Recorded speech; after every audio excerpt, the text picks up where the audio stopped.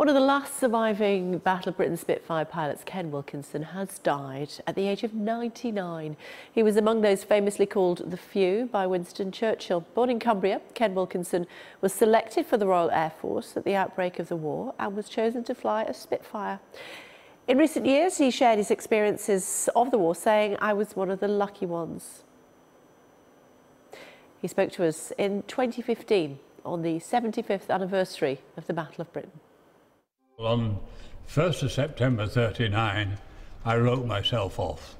I thought you've got no chance of lasting through whatever it's going to be, because it was quite obvious that the way the Germans were moving, they were going to make a hell of a war out of it. And so I was ready for war. Dame Fortune smiled on me and not on some of the others. Former Royal Air Force officer John Nichol, one of our regular contributors, of course, new Ken Wilkinson, joins us now. Hello to you, John. Thanks for joining us. Commiserations. I know that you knew Ken. How would you describe him to our viewers?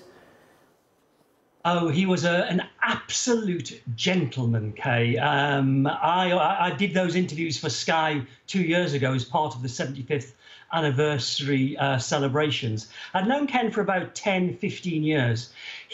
He knew a load of people, and I've been tweeting about it today, and everybody who replies, who said they'd met him, always talks about what a gentleman he was, how humble he was, and most importantly, how whenever they met him, in whatever situation, he had a glass of red wine in his hand. And that's true. If you look at some of the pictures kicking around, he's with Prince Charles with a glass of red wine in his hand. He's with Prince William, Prince Harry. And every time he's smiling, he's got a massive grin on his face. He loved his life and he was proud of what he did, but he was very humble and he rarely spoke about it. And he certainly never regarded himself as a hero.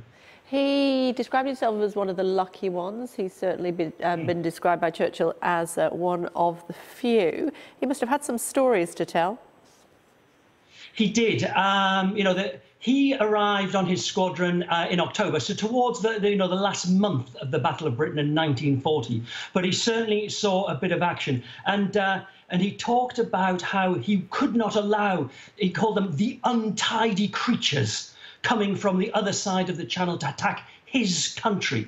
And that was what they all thought about. And the sacrifice and the numbers are fairly staggering. So there were about 3,000 men flew during the Battle of Britain.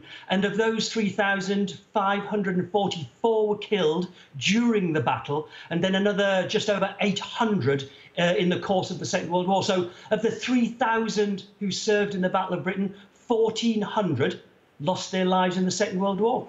So Ken was lucky, and they all thought they were lucky. They never said it was because of my skill, it was because of my professionalism, because of my expertise. They said it was because I was lucky. I was just one of the ones who got away with it. Okay, I don't know a lot about aeroplanes, but I'm going to say that that's a Spitfire that he's photographed with there. He flew the Spitfire, didn't he? Yeah, he did. He was on 616 Squadron and 19 Squadron, and then he went off to be during the Battle of Britain, and then he went off to be an instructor. The Spitfire was at the heart of the Battle of Britain, and Ken was in that aircraft. About 20,000 Spitfires produced during the war, a huge number from those early Mark I's at the beginning of the war and the Battle of Britain, all the way through to the end of the war. Many people would say that, that clearly there were many other aircraft, but for some reason, the Spitfire holds its place in the nation's heart. There are still a couple flying with the RAF's Battle of Britain Memorial Flight, along with one of the Hurricanes, again, bravely fought in the Battle of Britain. But for some reason, whenever I'm out and about at an air show or at an event, when you hear that Spitfire engine roar, people stop and stare. They literally stop what they're doing and look skywards. And when you hear one, it's amazing. Can you imagine being over London in 1940 and seeing 100, 200 of these aircraft take to the skies to fight maybe 300, 400, 500 German bombers approaching? That's what Ken did. That's what his friends did. And they kind of didn't talk that much about them. To them, they regarded it as just a job. And if they didn't do it, who would?